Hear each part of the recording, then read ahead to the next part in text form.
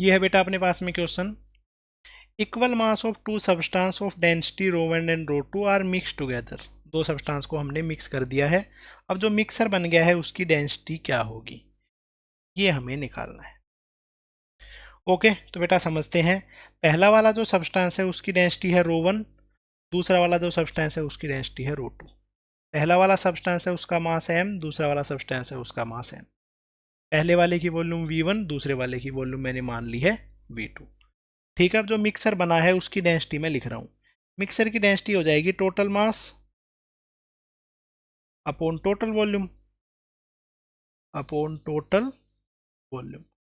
Total mass जो बनेगा वो बेटा हो जाएगा m प्लस m, और टोटल जो वॉल्यूम है वो अपने पास में हो जाएगी v1 प्लस v2, क्योंकि दोनों की अलग अलग वॉल्यूम थी, मास ही सेम था।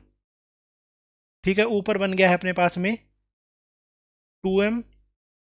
नीचे जो वॉल्यूम है, वॉल्यूम को डेंसिटी की टर्म्स में क्या लिख सकते हैं बेटा, डेंसिटी होती है मास अपॉन वॉल्यूम, और वॉल्यूम हो सकती है मास अपॉन डेंसिटी।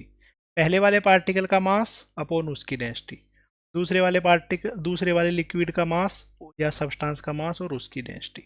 m को कॉमन ले लिया, 2 1 अपॉन ρ1 प्लस 1 अपॉन ρ2। ये अपने पास में क्या बन गया है, ये तो हार्मोनिक मीन है। तो इक्वल मास को अगर मिक्स करेंगे तो हार्मोनिक मीन बन जाएगा। तो रो की वैल्यू हो जाती है 2 ρ1 ρ2 डिवाइडेड बाई ρ1 प्लस मिक्सर की जो डेंसिटी है वो इतनी सी बन जाती है। क्लियर है, इससे ज़्यादा इसमें और कुछ नहीं था, बस इतना सा ही क्वेश्चन था।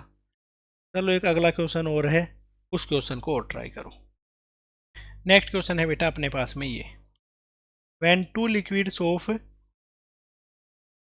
तो बेटा ये है अपने पास में question, when two liquid of same volume but different density ρ1 and ρ2 are mixed together then density of mixer will be। तो इस केस में जो मिक्सर है उसकी डेंसिटी क्या होगी। चलो सीधा ही कर देता हूँ इसको। डेंसिटी का मतलब होगा total mass upon total volume. तो भाई टोटल मास जो है वो बन जाएगा m1 प्लस m2, वॉल्यूम बन जाएगी v प्लस v, क्योंकि वॉल्यूम सेम है। मास को लिखा जा सकता है बेटा डेंसिटी इंटू वॉल्यूम, दूसरे की डेंसिटी इंटू दूसरे की वॉल्यूम अपॉन टोटल वॉल्यूम है 2v। तो इसका आंसर आ जाता है ρ1 प्लस ρ2 बाई 2, अर्थमेटिक मीन। तो जो अपने पास में मिक्सर की डेंसिटी है वो बन जाती है दोनों डेंसिटी का अर्थमेटिक मीन। इतना सा क्वेश्चन था, कुछ दिक्कत वाली बात थी ही ना।